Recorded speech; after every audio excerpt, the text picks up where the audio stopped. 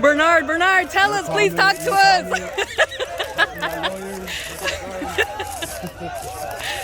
Hey.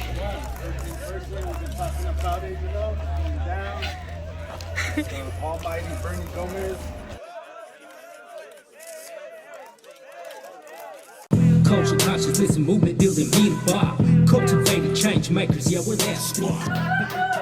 So with that, we welcome you to the MILPA Show. I am your host, one of your hosts. We have other hosts, Rosaura Mendoza, and we disseminate MILPA news on culture, consciousness, and movement building. We're going to be having our first in-person recording today, featuring somebody. But I'm gonna pass it on over to Keylin and Des. What's up, everyone? It's good to see y'all. We're recording on a Friday. Welcome back to the MILPA Show. I hope y'all are having a good day, wherever you're at, wherever you may be. Hey folks, it's me, Des, aka DJ Desi Des. Woohoo! Yeah. Yo, okay, cool. Well, thank y'all for joining us. Like we mentioned, it's a Friday. We're out here chilling. It's our first in-person recording. We actually have Bernie Gomez, our leadership and program assistant here at MILPA, who we're going to be highlighting his story and whatnot. But before we get into that, we always like to start off with a little check-in question. So, if you made music, Bernie, what kind of music would you make? You know what? Good question, first of all, right? I have a little bit of experience playing music, right? I don't know about making music, pero I would have to do like some type of like cumbia reggae type of thing, right? Because it's a smooth. I like that type of music, since I was growing up. So yeah, I think that's what I would do. All right, tight. All right, Des, what kind of music would you make? You know what? That's a good question. I feel like it would be like, I'll be making some beats, like some dance, like electric, like something like that. Just like the beats, and like I said, DJ Dizzy Des, I'll just be like. I love it. Keylin, what kind of music would you make? Honestly, okay, like between like a reggae but jazz, and like so it's like a mix. So it's like you can like sit down and chill, but you can in many different aspects or ways. So like you can do homework or whatever else, but then it's like a little bit of a mix. Yeah, all right. Well, thank y'all. And I would definitely be on the same wavelength as Des. I'd be down with doing like a mixture of like house, hip hop type of like dance. You gotta be able to dance to it type of thing. So I want to make it for the people to dance and. Like if you're gonna be the offers, we're gonna do a MILPA soundtrack. Yeah. I mean, we will have one day a MILPA changa. It's my goal. It's my dream. So y'all just look out for that. So, but with that, we're actually gonna pass it on over to Bernard. So if you can tell us a little bit more about yourself, who are you? Who is Bernie Gomez, and just tell us what it was like growing up in Watsonville. All right. Well. Gracias for having me. I know that, we've been doing this for a little bit, but it feels a little different to be like the one answering the questions now, right? So I appreciate each and every one of you for the work that you guys are doing, So my full name is Bernard Gomez. I go by Bernie, right? Well, first and foremost, I'm a Chicano indígena. I come from Watsonville, born and raised in Watsonville, right? My parents are from Sonora. My mother's, she was born in Hermosillo, Sonora. My mother was born in San Luis Rio, Colorado, and my father was born in Hermosillo, Sonora. But my mom's lineage, right, they come from Zacatecas, Los Aguajes and Tlatenango, and that's the Cascan tribe, Chichimeca descent. I had a quick little story. I was fortunate enough to meet my great-great-grandma when I was really young, right? She was 104 years old, Doña Maria. Didn't speak Spanish, she spoke her Nahua language, right? Or dialect, some type of dialect. And just dark, chaparrita, really thin, old lady, elder, and funny thing is like, she she would walk around, you know, in her little baston, carrying her little flask of mezcal or tequila, you know, and always smoking her little cigarrito. And it was just, and that has been ingrained in my mind, you know, and it's allowed me to like be like, yeah, you know what, I am indigenous, because I was able to meet that senora, and there was nothing Spaniard about her, you know. It's like there was no, you know, that was pura, you know, sangre indígena, you know, and but again, you know, I can do the whole ancestry and all that stuff and try to figure that one out, but I'll keep it at that. So anyways, so yeah, so the Cascan tribe down in Zacatecas, on my father's side, it's a little bit more of a diaspora, right? But we have some Cahuiltecos, right? You know, it's kind of northern and southern, northern Mexico, southern Texas. But we also have lineage of the Opata people, and that's something that I'm trying to like kind of dig into a little bit more, just to figure that side of the family, the lineage, right? But again, so that's a little bit, you know, of my lineage. You know, I'm a son, you know, to Jorge Arturo Gomez, son to Maria Estela Gomez. You know, I am a father to Jasmine and Keylin Gomez también. I have a younger brother, younger sister, you know, and I just want to shout out to my little sister, you know, she's going through her challenges, you know, but right now she's like actually doing good and stuff, you know. I want, you know, the best for her, you know, Creator, you know, bless her newborn, you know, bless the other two, my nephews and nieces, right? All that stuff, you know, all in a good way, you know, just being able to reflect on that, you know, and I've been reflecting on it lately, just because the holidays are coming up and all that stuff. So, you know, really living my best life right now, but you know, growing up in Watsonville, you know, so, you know, I mean, I grew up growing up in the 80s, so a very different time, you know. It's a very different, it was a very different environment, you know. I think, you know, my parents having to navigate migrating over here, right, from their life in Mexico. Well, they had to assimilate, you know. They had to relearn how to live under these stringent rules and like structures, you know, that we gotta live in nowadays, you know. So when I was born, you know, there was my jefe, you know, he's into the lowriders. Back then he was in the lowriders. He grew up in Tijuana. He was born out there, but grew up in Tijuana. So like just the proximity to the border, and at the 80s, you know, and the 90s, the height of like the lowrider scene, the old school hip hop, you know, all that stuff, you know. So that's the kind of that I grew up on, you know. It's like, you know, yeah. So I'm into all that stuff. So,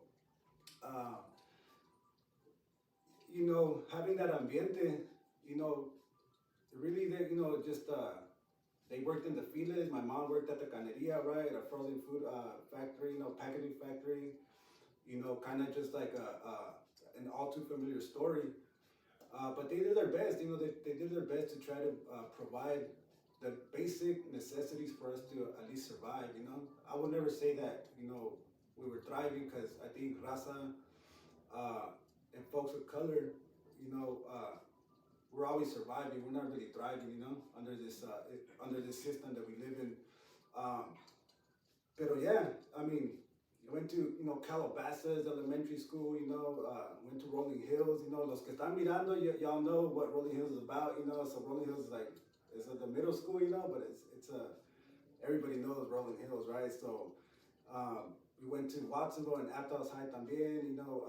But, you know, during this time, trying to figure life out, now that I reflect on it, you know, it's like just trying to figure out, you know, where do I belong, or where do I fit in? What's my purpose or my identity? You know what I'm saying? Like, there's a lot of influences, like, también, and a lot of disconnection between me and my parents and the culture, you know, and the culture, you know, at home, you know. You know, the mom always cocinaba, always had food, all that stuff, you know. But being first generation, right, learning English, you're starting to separate from family, like the bond between the family. I mean, not all of us, you know, but for myself, you know, that's what was going on, you know. So I kind of started like not so much rebelling, you know, I'll say rebelling just because, you know, it's like, I didn't want to listen to my parents, but I think every kid goes through that at some point, you know, but I really did disconnect from them, you know, disconnect from that culture for a while, you know, from that mestizo, you know, culture and cultura, you know, and heritage, and found myself getting into, you know, getting myself mixed in, you know, with the system and stuff, you know, so going through all that, I went through the whole school system, right? I didn't graduate, right? Got expelled, you know, went to different districts, a continuation, alternative, all those things, you know, and on top of it, también, you know, I became, you know, like a teenage father too, you know, so it's very like, you know, I had my, by the age of 15, 16, you know, with the newborn, which another thing too, we just want to, you know, shout out to their mother, and then también, you know, they're doing good, they're doing okay, you know, they're safe, they're healthy. The mother, she put it down, held it down, you know, and so I just want to highlight her like that también, you know, just to uplift her effort, and her continued love for those kids, you know, because it's sad sometimes that we see families that struggle kind of just break away, you know, and just people just you know, people struggle, right? So, and then the kids are the ones that end up getting impacted the most. So but yeah, so that's happening, right? And acuérdate que it's like this is the 80s, you know, there's a lot of lowrider, you know, scene going on, but at the same time, there's a lot of laws happening. You know, I remember in the '89 earthquake, right? The Loma Prieta earthquake that happened, it hit Watsonville hard. You know, a lot of you know, neighborhoods, you know, the houses were just smashed. You know, a lot of people, you know, were scared. You know, that the community was in strife. You know, is in panic, like way. So, you know, and then around, that was going on. The community was trying to, like, I didn't feel it right, but you know, now that I've read about it and learned about it, it's like it makes me think about like, oh, that's when my parents were actually struggling. You know, they were like kind of just trying to figure it out. But nosotros as morros, you know, we don't get it. We don't understand. You know, we just we're living under our parents' you know, protection. You know, so all that, and then we just started seeing, you know, gradually like the increase of police. You know, I started seeing the you know, some of my homies and stuff, you know, starting to get locked up. I got locked up, right? I started seeing just a shift, you know, of like the level of vagancias that I was getting into, you know. So next thing you know, it's like, you know, I'm expelled, all that stuff with the kid, and it was you know, it was rough, right? It's like, I don't know what the hell I was doing, you know. It's like, I don't think anyone knows what they're doing at 15 or 16 years old, you know. So so all that's going on, and then so las calles, you know, the influences también, not even the influences, it's just the lack of I think of just I don't know, just you know, discipline, self-discipline, you know, at that time, you know. But I mean, I can go on and on, right? And I have a pretty cool little story, you know. It's like, not thinking about it. There's a lot of things that have happened, but you know, I think just to leave it at that from those teenage years, right? I think that was my growing up, and that's how I grew up in Watsonville, right? So I'll leave it at that. That's hella cool. I feel like even just the fact of like you, when you like mentioned your great grandma, like thinking of like other elders or like grandparents, you're like, damn, like you guys aren't that like different, you know. But with that, like with the lowrider and all that, what would be your dream car, like your favorite one? And so, you know, I think I've gone through my phases there, because you know, that's what I do también. You know, I build cars and stuff. You know, I learned how to do that when I was a kid because I had gotten expelled, right? And my jefe, he went from working the fields. He ended up getting locked up, but he learned this trade in there, right, at the rehab in Watsonville. I don't know why they call it rehab. You know, there's no rehabilitation about jail, but he learned the skill. So he came out, so he taught me, you know. So with that being said, you know, I've always been fond of the '62 Impala, right? But then again, I've had my share of lowriders también, you know. So It all depends, you know. If I'm going for like the more old school classic, you know, body style, you know, it's gonna be a '62 Impala. But if I want something más acá, like, so I can drive around a little bit more, you know, I'm gonna get like a G body, you know, which is a Cutlass or a Regal, more towards a Regal, because you know you can just like, well, yeah, it's like when you think about lowriders and you think about hydraulics, right? It's a Regal or a Cutlass, so that's what I would do. But a '62 Impala. We're gonna see Bernie pulling up like, You hear that? like you're from a freaking mile away. He's coming in. That's hella funny. Yeah, dude, no, pues sí, pues a entrarle. Oh, hopefully you do get that car, you know, because that's tight. Oh, And yes. can people come to you if they want a car restored? I mean, yeah, but I mean, I wouldn't like suggest it right now because there's no, I don't have no like. He's a busy man. No, it's about the tools and about Get on his agenda. But, Schedule in advance. Schedule in advance. Talk to the assistant. And talk to their assistant. Oh shit. Nah, but yeah, I get down and I can do all that stuff, right? You know, we had a shop actually. We had a body shop on in Watsonville for close to 20 years, right? And just, you know, throughout my life, también, just in and out of prison and jail and all that, you know, I always had that place I would always go back to, you know, to the shop because I knew you know, in those times where I would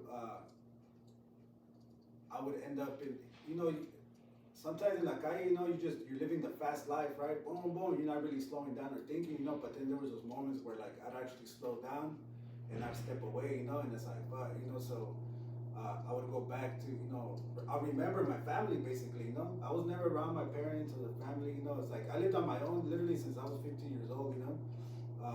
And so try to navigate the you know, the teen parenthood, you know.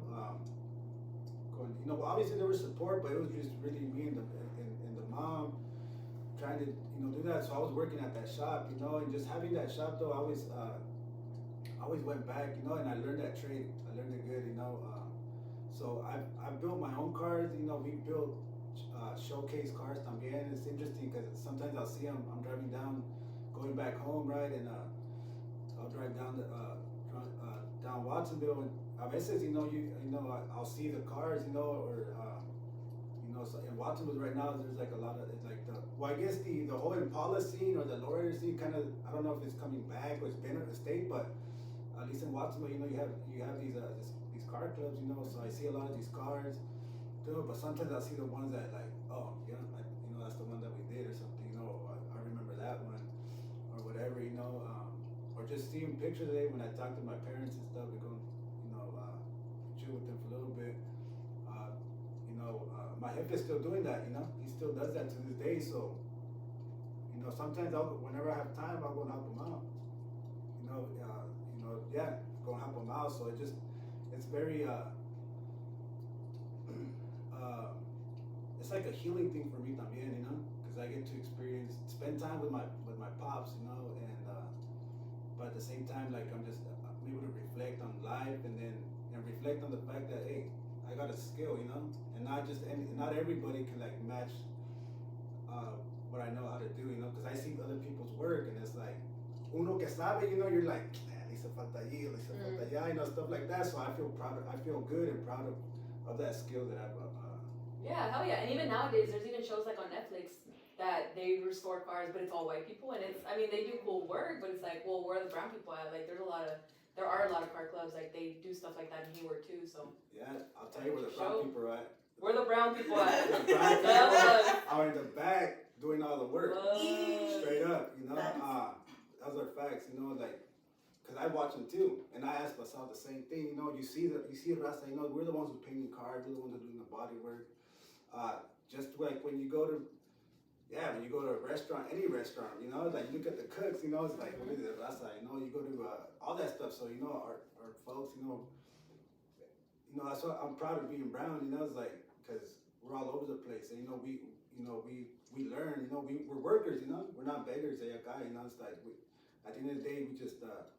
We work, you know, and and so I see, I see that just thinking about it like that, so that's where we're at.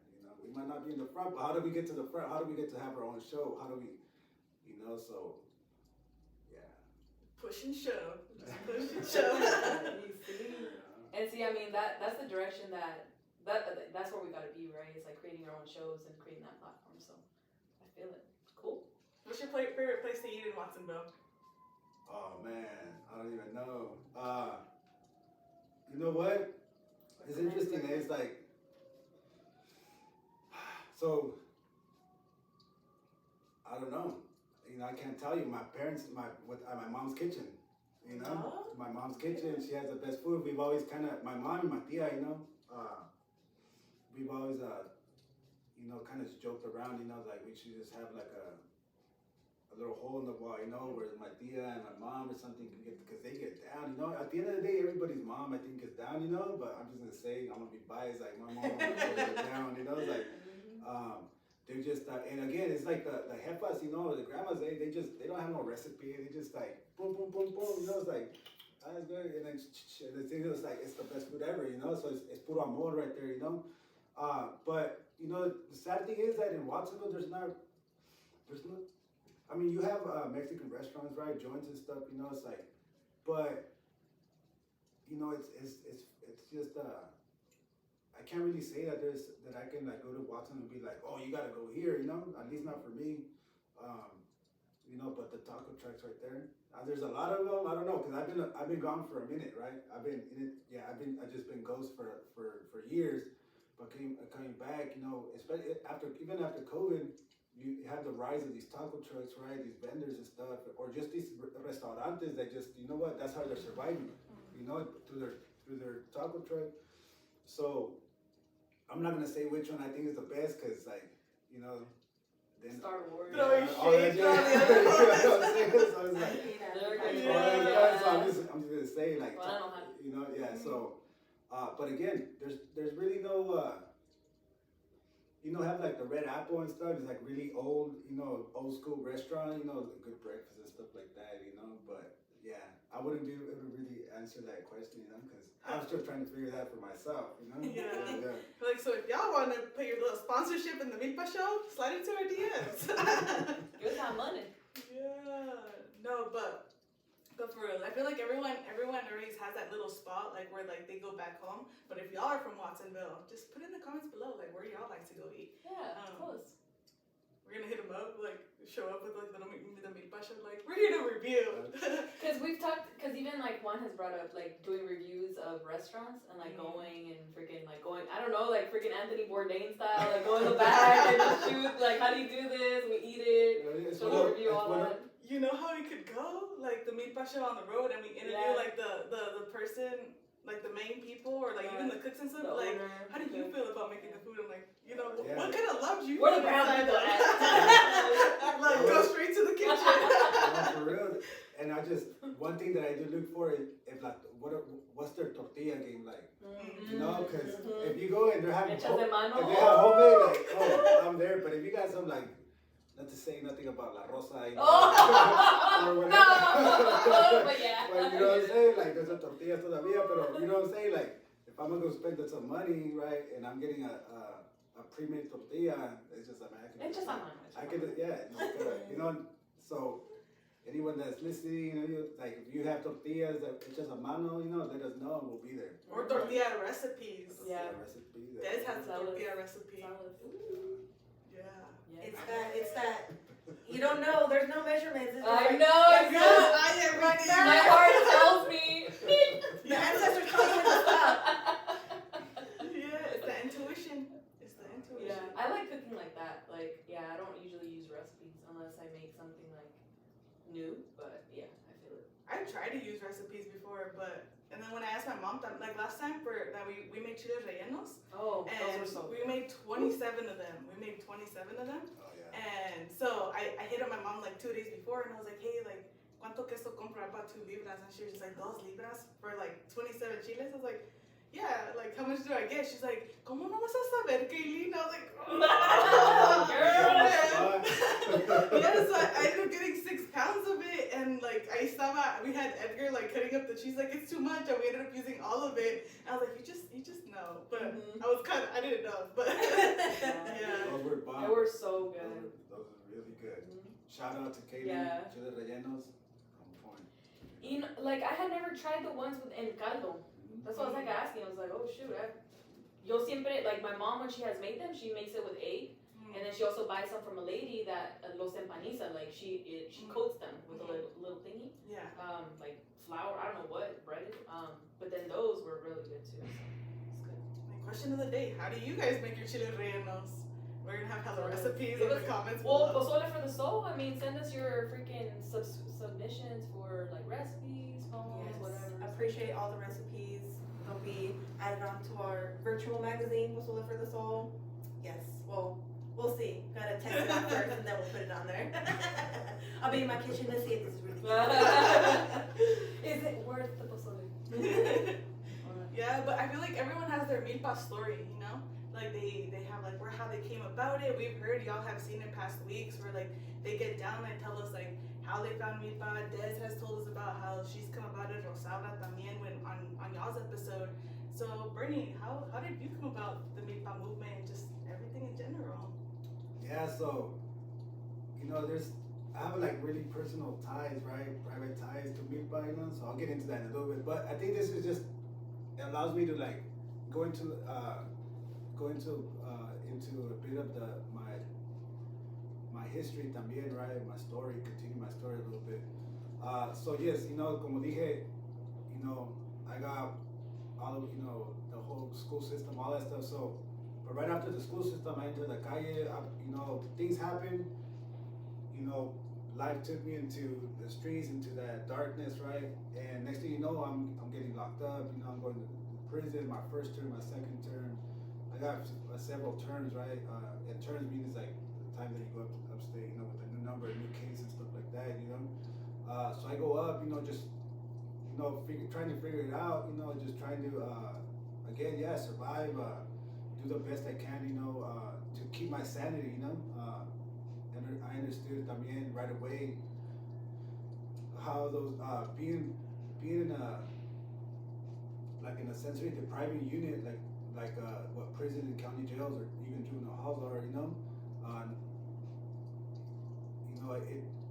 I understood the importance to stay busy in there, to stay focused, to read, to draw, to exercise, to all those things, So I did a lot of reading, as a Chicano, it's like back then I didn't really know a lot about my roots or even my indigeneity, right? But I read about the Mexican Revolution, right? I read about the invasion, Cortés and all that, the Incas, from the Incas to the Aztecas, So, just always intrigued by that, right? Always intrigued by cultura. In Watsonville también in the 90s, there was a big push of the arte and danza. I think we had White Hawk, dancers, ahí presente, and they're still around, But I remember going to, at the plaza, they used to have Cinco de Mayo or peace marches or stuff like that, and they would always be there. They'd be the front. The danzantes be the front caravan, leading the way and stuff. So and through all that turmoil that I was living in, I always had that interest. So, years come, uno está madurando, you're growing up, our own consciousness, our own way of thinking, of analyzing our lives, right? It's just, you're growing out of certain things, right? And growing into other things, right? So now, at the age that I'm at, it just happened to be that MILPA was already like in so MILPA, it started, or the vision of MILPA started around 2013 or so. I was locked up at that time, but my brother, right, he was one of the co-founders, and So we were separated, you know. I was living my life, you know, and he was trying to figure out his, you know, with the vision and stuff. So I ended up, you know, getting released from prison. I think sometime 2016, and I got in contact with my bro, you know, and he was telling me about this stuff, you know. He was telling me about, you know, what they're doing and stuff and the opportunity. And I remember going with them to a few presentaciones and stuff. Excuse me. And but I wasn't ready for it at the time. You know, I ended up going kind of falling back into my old ways and stuff. So I kind of separated myself again, you know. And that's something that I always done, just separated myself from my family or from those that I care about, because I knew what my lifestyle brought, you know, what baggage I brought with that lifestyle, you know. So I always stayed away from them. But that was my first, around 2016 was my first taste of like MILPA. I remember coming up here, they had a father's circle going on, right? And you know, other, you know, little things like that going on, the movement work, right? And then, you know, I ended up going back to prison and got out in 2019. So I went back to prison in 2016, you know, got out in 2019. So by then I knew that, man, I'm done. I'm like, just like, I'm getting older, like, you know, it wasn't even supposed to happen. It's like, it's just, I didn't have direction in my life, you know. It's like I had all this potential. I know I had all this potential, whether it's working on cars or this work, you know, but it was an easy transition for me, for one, because my bro, right, he's you know, one of the co-founders, the executive director, and stuff like that. So, but the opportunity, right, I still went through that same opportunity or the same process everyone else went through, you know. Come in, see if I like it, started getting to know people, but started getting different type of readings, different type of literature, right. And now it's like back, you know, in there you're getting cultura, you know, historia, but in here you're actually getting you know, lo que es social racial justice literature, you know, like what does it mean, what are the terminologies, its labels, all these things. So through all that learning, I'm actually learning like what's going on in my experience, right? Orale, like I always thought it was like, you know, just kind of predestined, like this is what we go through, you know, this is what, you know, if you're living in a certain life or in a certain community, that this is esto es lo que nos espera, you know, this is what we're waiting for. But then it's like, I understood, like, I started getting to start thinking about the inequities, right? Like, I didn't know what that meant, you know, structural inequities, the structural racism, all those things, right? The oppression, the colonization. But then I do also remember even my jefa, she was working, you know, in the 80s, 90s. We had a women's cannery strike, you know.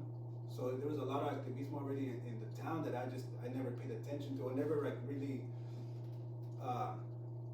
thought of myself as a part of, you know. But I remember, you know, we were, you know, as Morillos, we were actually a part of it, you know. So that gave me even more of a, you know, I guess push, you know, to really think about this stuff, you know, really think about like what's being said, what's being practiced here. And not just that though, but also understanding like the whole, like the old, trying to reconnect to the old ways, you know, pre-colonial ways of life and thinking and seeing things, you know.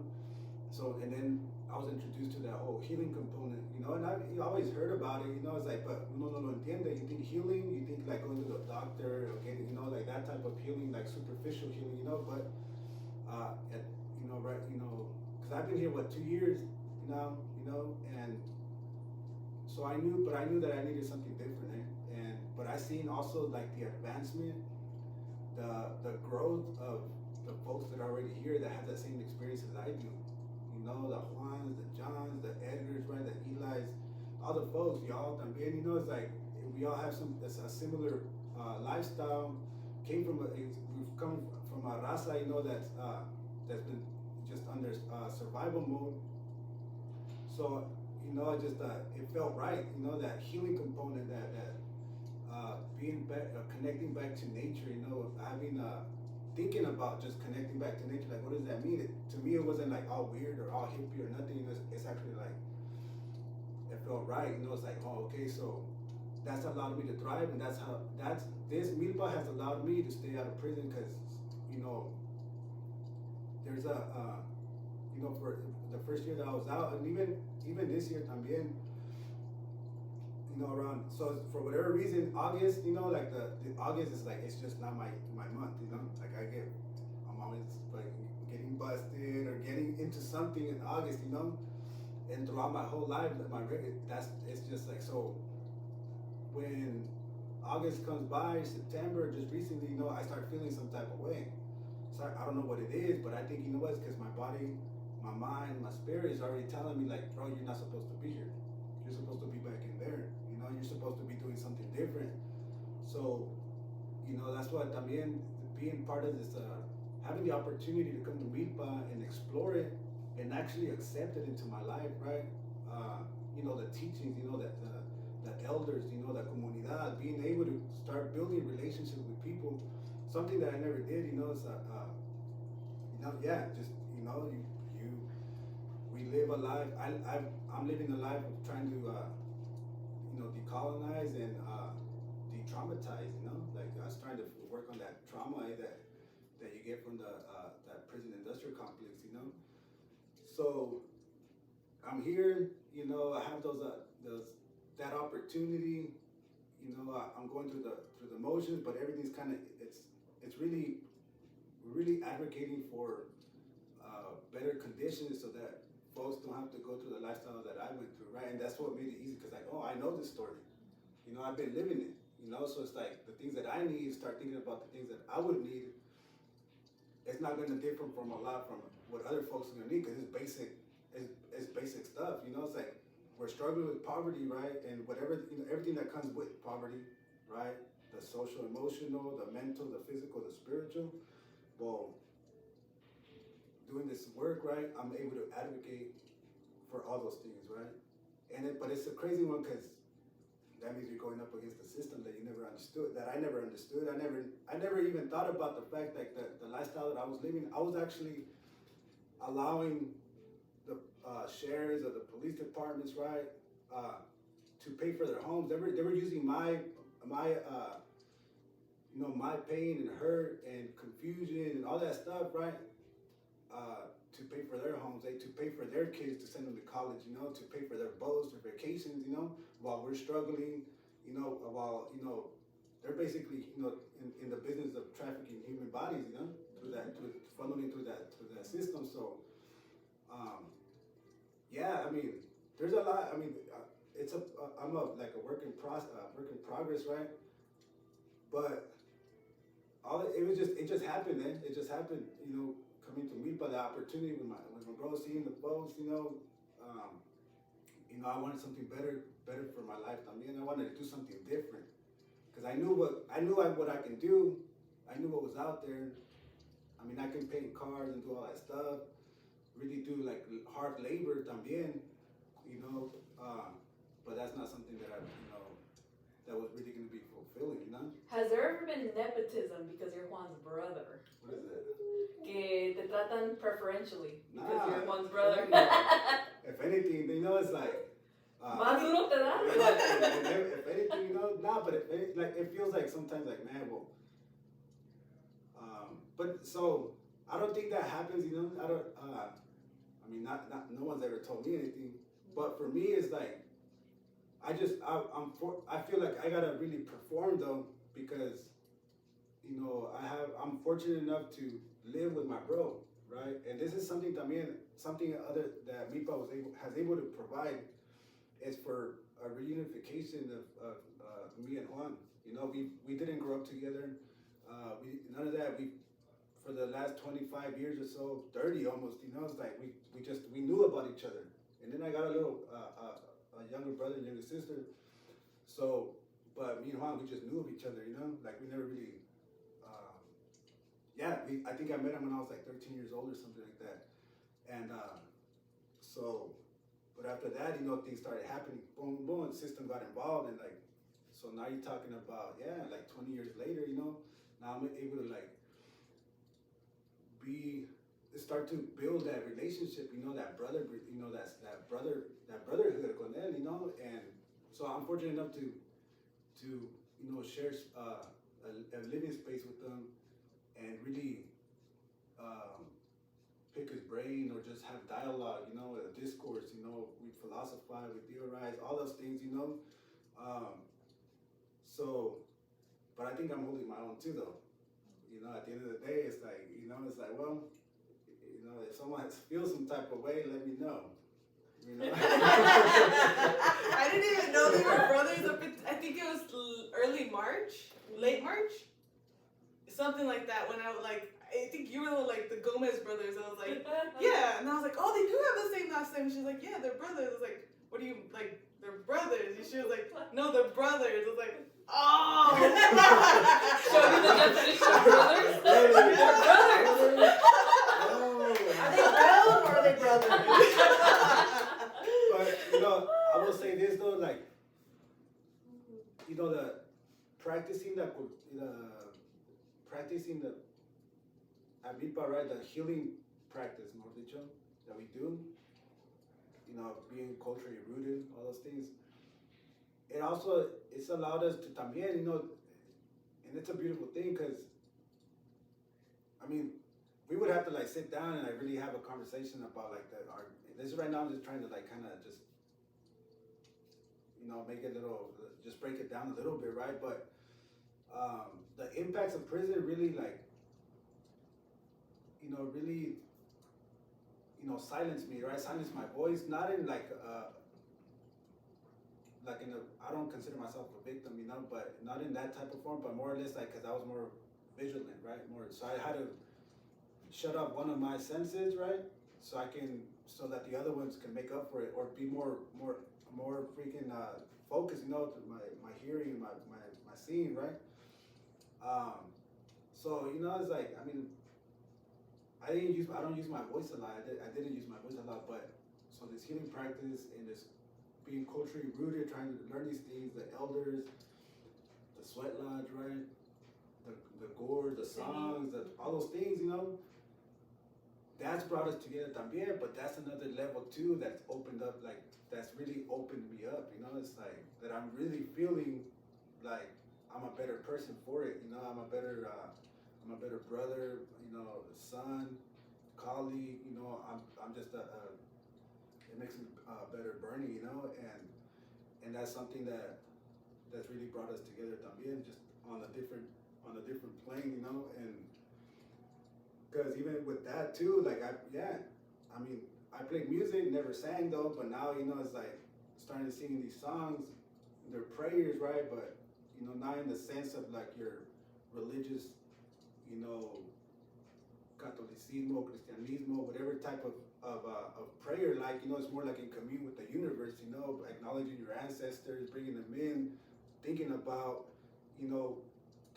us in relation to nature, to the elements, you know, just bringing all that. It's like, we really have some interesting conversations, you know, just and actually seeing the elements, the universe reciprocate that, you know. Uno piensa it's like it's coincidence or whatever, but it ain't no coincidence, because it's like, out of all the places in the world, right, it has to happen right here when I'm, you know, whatever it is, you know, it's like, so, yeah, it's super cool. It's, you know, for a while though, I did think about that. I was like, I wonder if, like, you know, people think that I have it easy or something, or I was like, what? Hell no. Well, you started off as an intern. You did the whole process as anybody would go. I feel like I was staff before you became staff, so, I mean, I already see it, and I see Bernie working hella hard, and, you know, just putting it down, and, you know, we got a little bit of, like, your background story,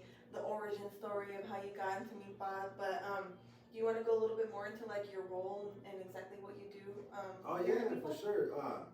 So I think I do a little bit of everything at MILPA, right? But so I am the program leadership assistant at MILPA. You know, you know, I do support with, you know, with the youth programming when the availability is, you know, it's like, I know some of us already doing it because they've been doing it for a long time, you know, or for a longer time, you know, so I'll jump in whenever it's possible, you know, that's stuff like that, you know. But I'm really watching how people facilitate and stuff, you know, all those things, but I know I can do it. I mean, it just goes with, it's like learning here at MILPA, you're learning, motivating individual leadership for public advancement, right? That's exactly what I've been undergoing, you know? It's like actually motivating, being able to motivate myself to be able to lead, to provide public advancement for the folks, you know? So it's like, it's not just everybody else, but I'm taking it as like really personal for me. It's like already taking, okay, this is what I'm doing, you know? So right now it's like, yeah, doing some of the policy work, you know, the local policy work, you know, advocating for juvenile justice, you know, all those things, but you know, yeah, really engaging at the Monterey County Board of Supervisors, right? When it comes to sheriffs, budgets, the important things, you know what I'm saying? Like the things that our folks they get screwed over with, you know, because I don't fully understand it, but I'm getting to get the hang of it, you know. But I can see how, like, yeah, our folks don't have time for that, you know. We don't have time. Our parents never had time, don't understand it, you know. So for me, it's like, well, somebody's got to do it, you know. And I mean, it's kind of cool that you get paid to do it, you know. It's like, yeah, hell yeah, you know. But so that's what. So that's even really like, it's really what I'm focused on right now, right? Trying to learn this policy stuff, you know. I mean, because with all that, you know, it's like you learn this stuff, and then it's like, how do you disseminate that information back to the community, to the youth, or try to, you know, inspire or spark the critical analysis in people's, you know, thinking, you know. So I mean, we gotta learn it first. I mean, you know, we gotta inspire ourselves, you know, to do this work. It's hard work. You know what I'm saying? Like, we just in Watsonville. So that's another thing too. Is like starting engaging in Watsonville with the folks in Watsonville. You know, just seeing people trying to navigate, you know, I mean, the same space. So making connections, making relationships like that. You know, I'm starting to create, like, feel like I'm starting to like create también some movement, you know. It's like just it's starting like stir the pot up también, you know, because sometimes the truth is like people can get like you know, just stagnant, discouraged because there's no sometimes the people can't follow through, or just it's the same people, lo que sea, you know. But I think just one or two people that are coming in, being that we can pull, you know, that we can spark that consciousness. Like it really does a lot for our you know, our self-esteem, you know what I'm saying, or like not self-esteem, but just it's like, okay, cool, something's happening, you know. It's like all that stuff. Pero you know, I do help with everything here at MILPA. You know,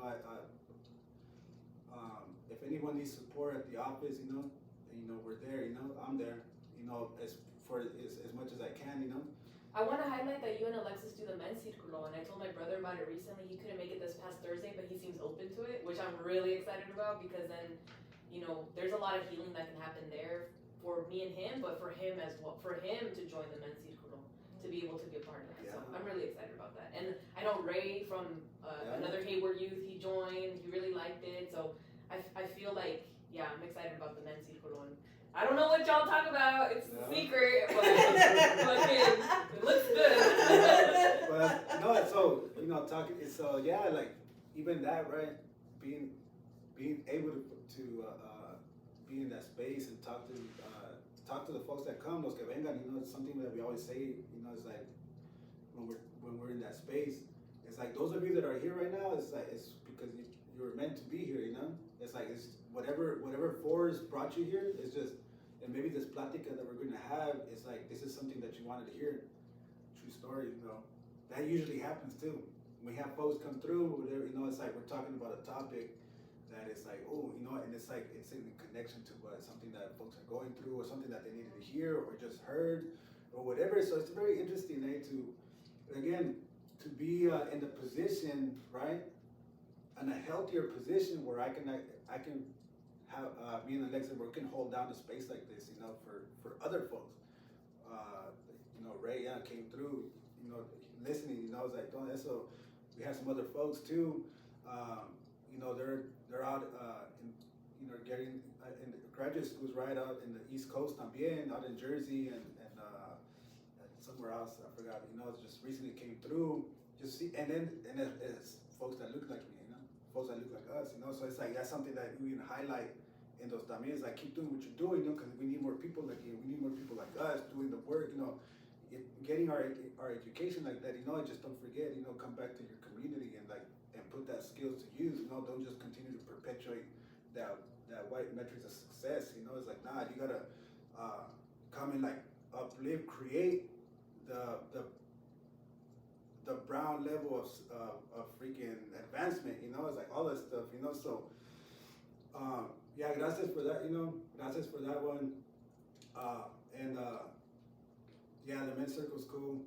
you know, it's cool because we had people from, I first started like local, and then it just, now it's kind of like just folks from different parts of the nation, you know, Michigan, Illinois, come through, you know, from Texas, and we had, you know, from Colorado, you know, and it's like, but it's, you know, it's off and on too, and that's like we tell the folks too, so anybody listening también, any, you know, any hombres, you know, y'all want to chop it up, you know, come through, you know, I think you can find the link or the registration link right in our social media. It'll be in the description below too. No. We'll add it.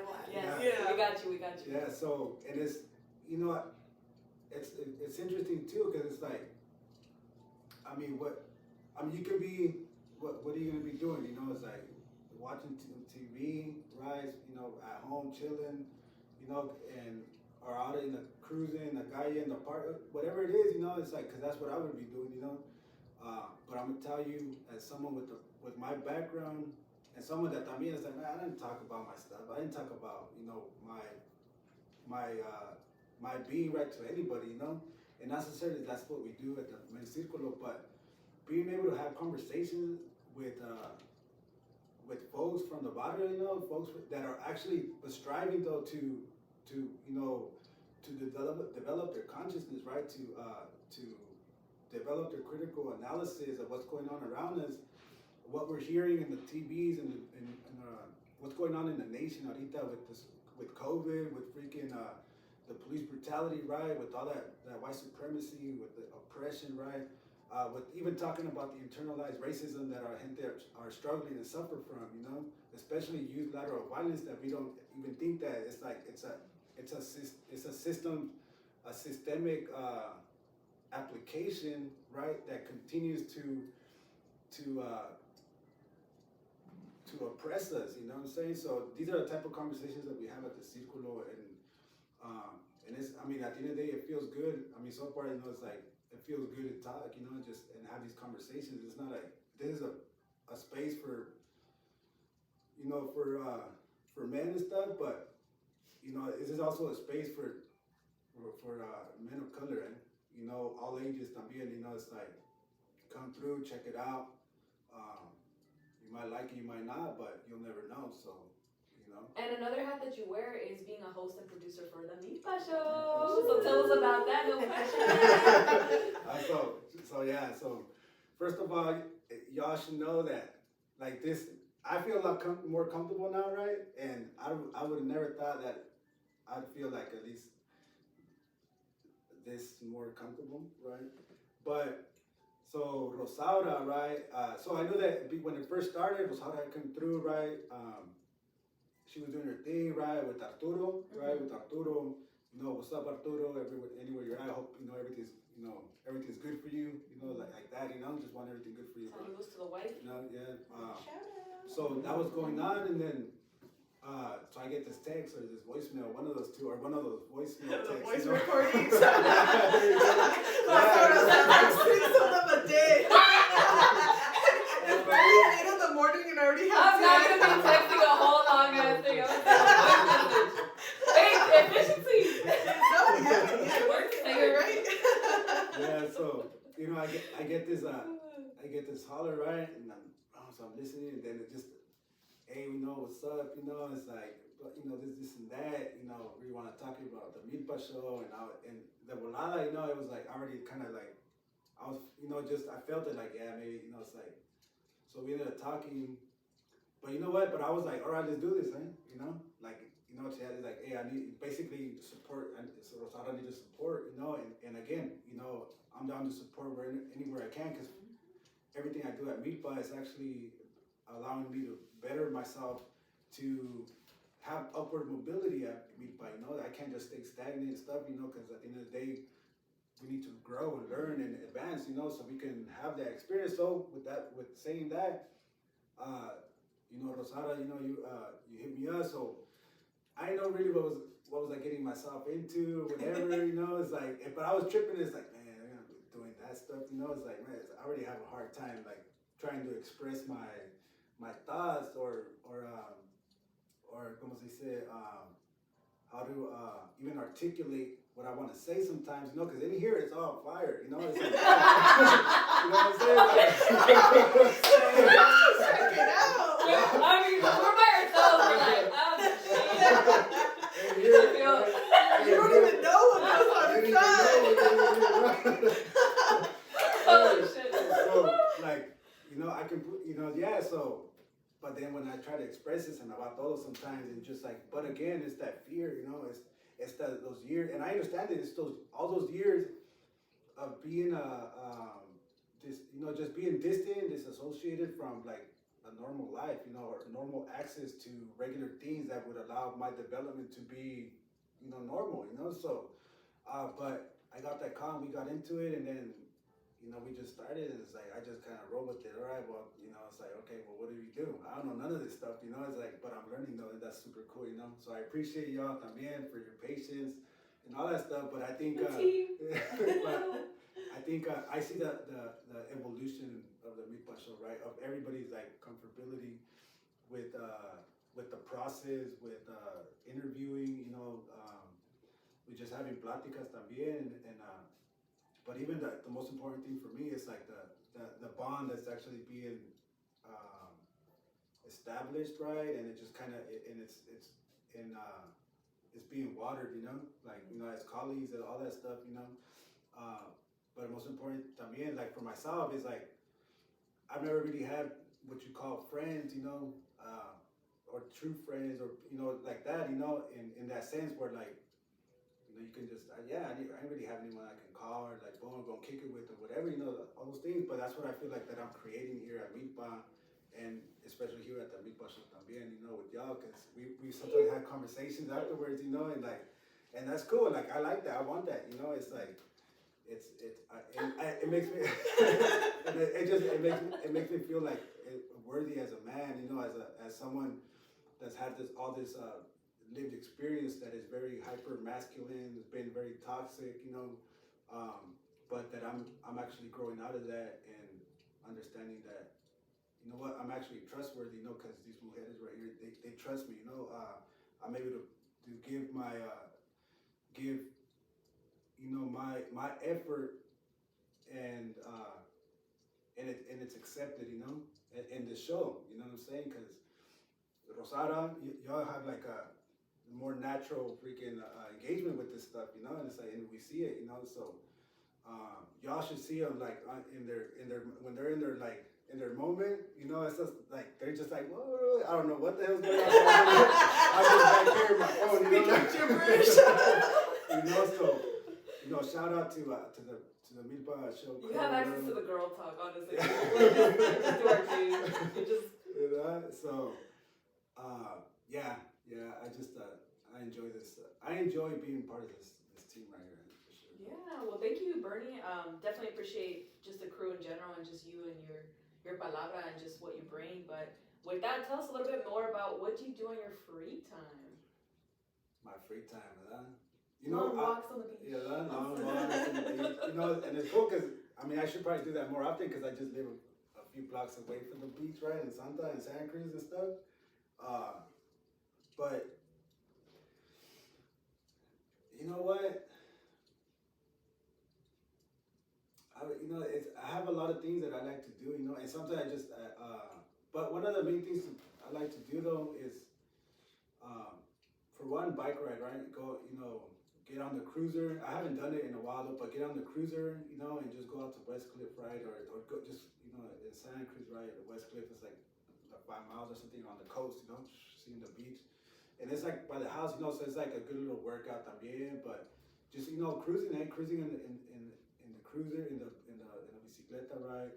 I'm really into, I'm kind of, I like snowboarding, right? I never got into surfing just because I don't know how to really surf, but I've gone out there. Funny story, so my bro, he surfs, right? So he's like, hey, let's go surf, so I'm just like, all right, let's go. So I'm thinking he's gonna show me, like, okay, this is kind of like how you like, So, got the West, on the board, and I don't know, like, so we go, and it's like, so, there's no explanation. I'm just watching, and it's like, and this other thing is like, so we go, right? And then kind of, first time is like a little bit of paddle, this and that. So then we go, and it just happens to be that these waves just started getting a little bigger, right? And it's just crowded, so like, I don't know what the hell I'm doing out there.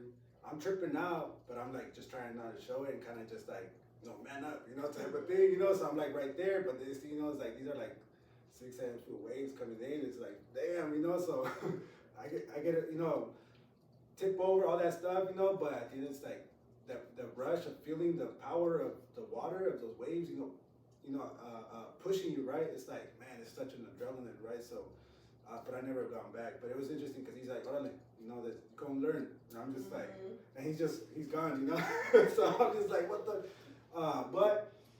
but at the same time, I like tying drum. I like tying that drum, that water drum. It's therapeutic, right? Learning my songs, practicing my gording.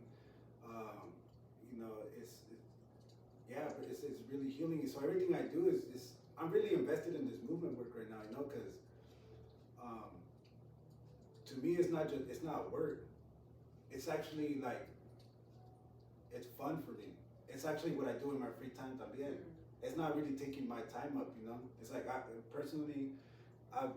think just through my lived experience and the way I've functioned and how to maneuver life, right? I'm able to like really embrace the work as a lifestyle, not as a job, and it makes it a little easier. So everything that I do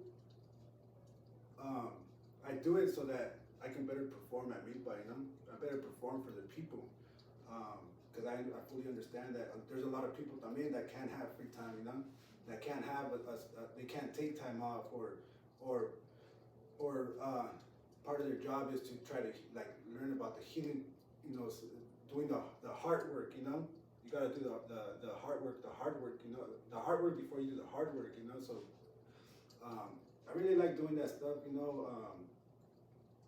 Pero, I used to draw también. I want to get into drawing and stuff también, One thing I do like though también is when I palm these help, this work, but I like just listening to the stories, or just being in that space, just all dirty con polvo, doing some body work or painting or whatever it is with my pops, because it just takes me back to my youth, to those times when I was learning.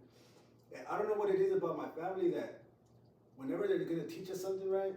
Like, all right, here's this, now go and do it. Like, I don't know. So another story is like when I first learned how to paint a car, I remember it was an old GMC truck, it's like charcoal gray, toda la cosa. And so I knew how to do a lot of the work, but I never painted, and all that stuff. So he was like, well, vas a pintar ahora, And I remember just watching them, So I think that's why another reason too, well, not another reason, but another way I've learned that I know how I learn, right, is by watching. It's because also the jefe tells me, that you're gonna paint. So I've seen him. He just showed me how to mix it, all this stuff, what to do. And so I was like, órale, hazlo, and I'm tripping, but I'm doing it, because I remember what I seen, and so all that stuff. And next thing you know, I'm spraying and painting a full car, just out of nowhere. So. And that's the same way I learned with with snowboarding, right? With skateboarding. I haven't skateboarded in years though. After I had a really hard freaking. I fell pretty bad in Scarface. I got traumatized, scared from the board. I said never again. But yeah, I mean, it's just free time to me is like being able to relax también. It's just yeah. There's I like the beach though. I need to go out to the beach more often. I really do, because Bien cerquita, les yeah, queda. it's right there, So.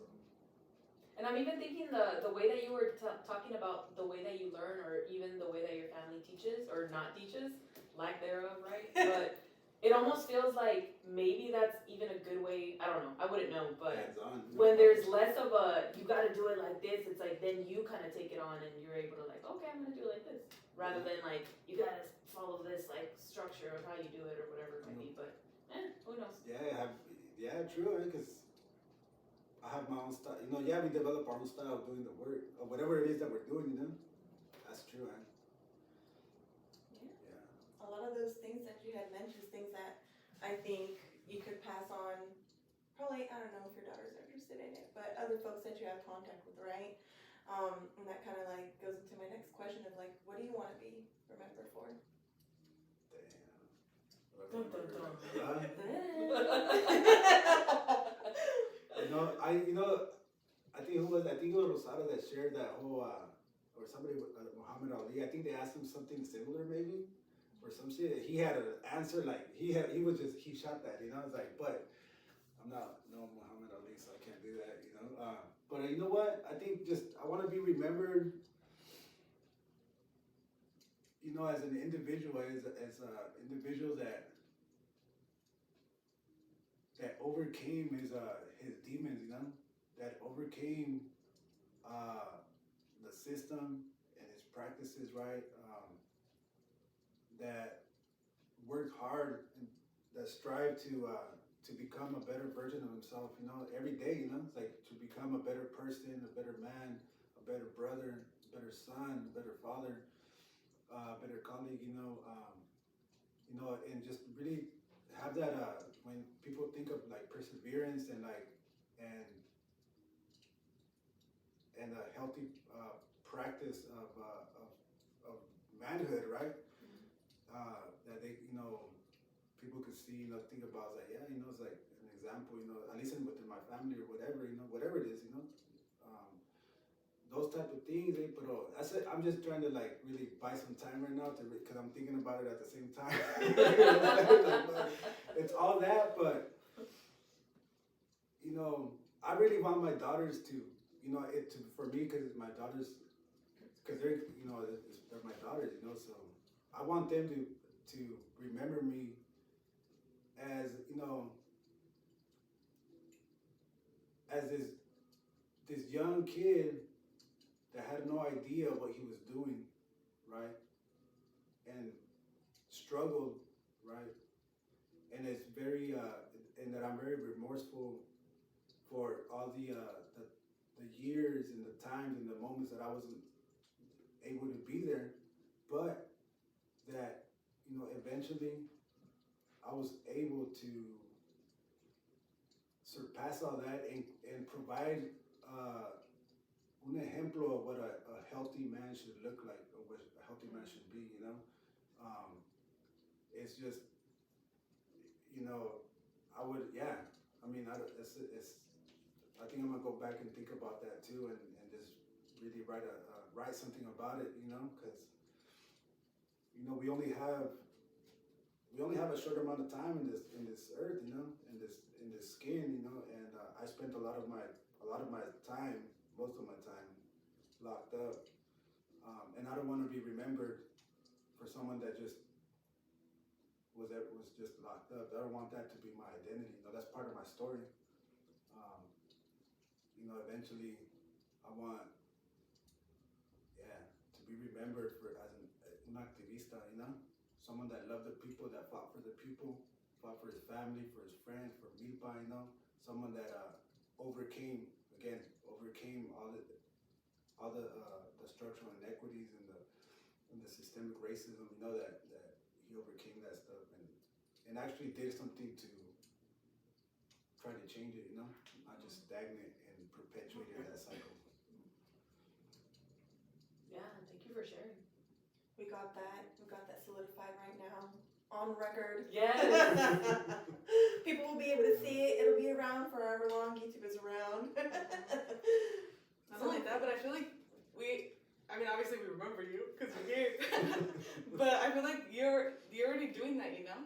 Especially because like you impacted our lives and like we appreciate you a lot, and like just in general, like from even like hearing everyone's story and like how like when they talk about you, like, oh, like Bernie changed this or Bernie did that or taught me that, like I feel like every single time we talk to you, we learn something new about ourselves or about you or whatever. I have more questions now that I've been hearing you talk. Yeah. I want to go back and ask him these things. Yeah, it opened like a What whole she's box like, up. The Yeah. Pandora's box. Yeah. That's hella tight. Yeah, definitely appreciate you sharing your story. Oh, shedding tears. No, yeah, it's you know, when we first came, okay, it's like my time to sit in the sun, right? My time to I was like, man, I don't know if I'm gonna, like, what am I gonna say, or like, but I think I've been talking a lot though, you know. So and that's just another, even something else that I want people to remember me by too. That it's like, oh, he wasn't just silent, you know. He wasn't just observant. He had some good thoughts. He had some good things to say. You know what I'm saying? So. Your writing, you work on the op-eds, the press releases, or just your general writing too. Yeah.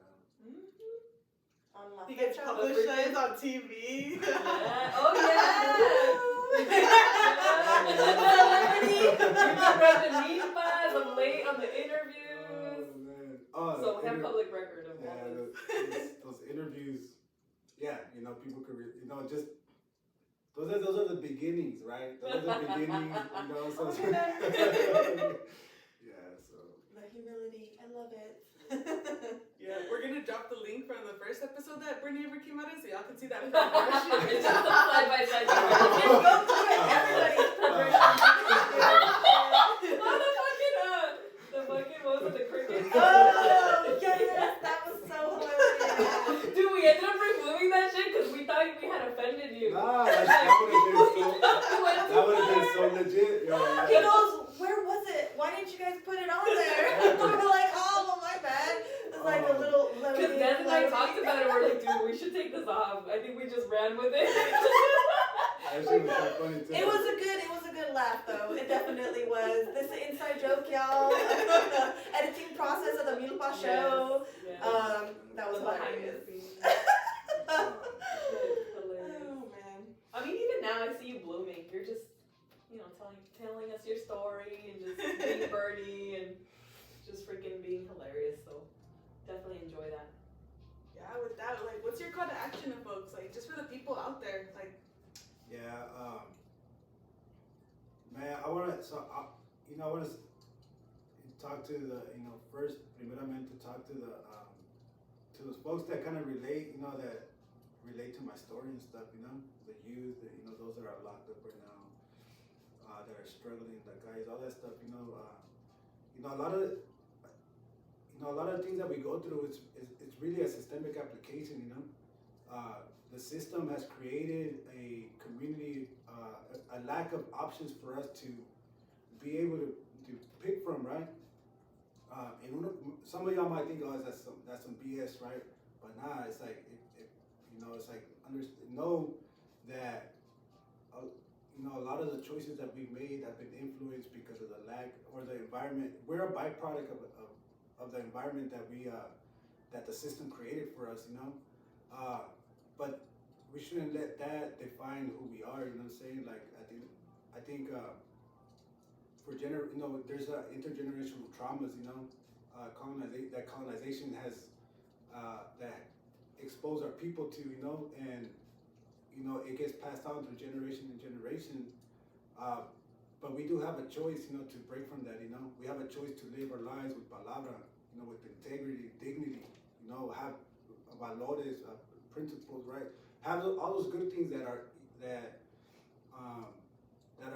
ancestors had back then. Before we had this Western structure of law and like behavior, right? Understanding too is like a lot of these things that we do, they're learned behaviors. Our people weren't like, I can get into it like that, if you ever want to get into it, holler at me. We'll have those pláticas. But there's whatever it is that you're doing, do it with palabra. Have some integrity about yourself. Understand that the things that are happening to us, right? The pain, the hurt, the disconnection, the malfunctions, the problems at home, all those things. We need to be able to really take a step back and not really act on impulse or be impulsive, right? Because at the end of the day, our struggle, our strife, the lateral violence that we deal with at home in the communities, the things that we perpetuate, right? We're actually feeding the system, man. We're the ones that they're making money off of, So we continue to, keep ourselves down in a way, So those are to those folks, to the youth también, it's just like, hey, get involved, get involved in this work, or trying to understand your, understand your culture, get connected to your roots, right? Because the identity that we're living, that we're living right now, it's us, it's ours, right? It's pero we need to reconnect to those, to our actual, to our principles, right? To connect to our old values, and coming in commune with the elements, with that nature, with that everything now that surrounds us that we never pay attention to. Love your mom, love your pops, and if help them out. It's they're only here también. We only got a set of them. We only got one set of parents. They're not gonna be here forever. Or if if you don't, or if you're one of those that lost their parents or grew up with, grew up in the foster home or lo que sea, anyone that's been your caretaker or that you hold in high esteem, give them a hug, give them a abrazo, It's like it's good for us to be able to do that, It's not a wrong thing. It's not a weak thing, right? It's actually, it provides us strength. It provides us self-assurance.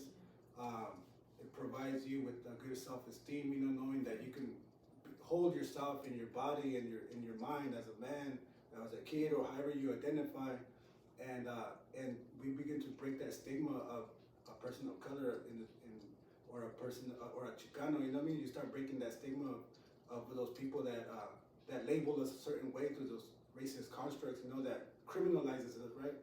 But at the end of the day, just be true to your cultural identity, be true to yourself, hold your palabra. I can say a lot more, but I'm gonna leave it at that.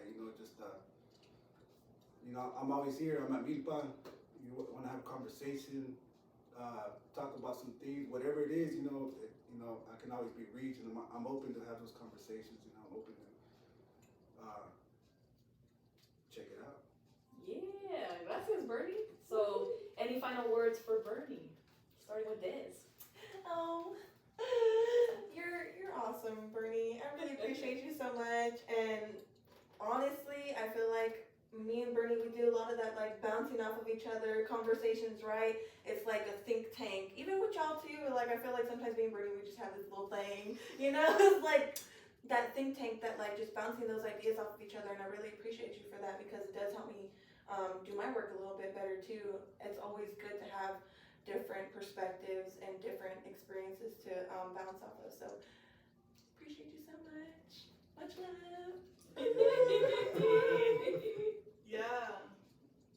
Yeah, same sentiments as Des. I feel like I've told you, I've expressed this to you. I appreciate it. I've grown so much to see that healthy man, and have that in my life now. Because it's always been a little bit different, but just appreciate that. And just in general, every conversation, I feel from the little things, it's yo, read this email, make sure that it's on point, or to something big, whatever it may be. Just actual knowledge and teachings, and just even those little tiny laughs or memories that we have. Just appreciate you in general. We're not gonna go into that. A little bit. It's top secret. Lots of laughs though, definitely. Yeah.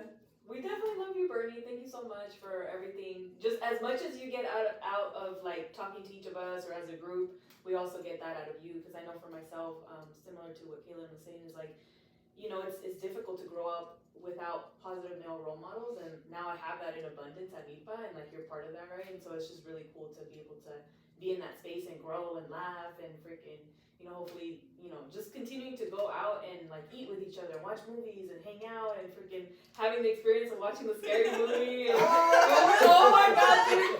So the last night of our retreat on Sunday night, we were watching the fucking Conjuring 2, y'all. That shit was so scary. I thought about that nun that still haunts me. And it's like, we have the like to get into my room, like there's a closet that's open, that's like a storage closet, and it's always open and it's just dark in there. So like, every time I have to walk in there, dude, I'm now turning on the light of the hallway to get to my room because I'm like, bro, like I'm up your roommate scared. just to freak you. Me va a salir la pinche nun and like under my bed or whatever. But just appreciate like having that space with y'all and like y'all were telling scary ass stories. I was just like, what the fuck? Scary like, stories. Yeah, I freaked out. MILPA Show scary stories. Right. Yes. Halloween edition. Yes.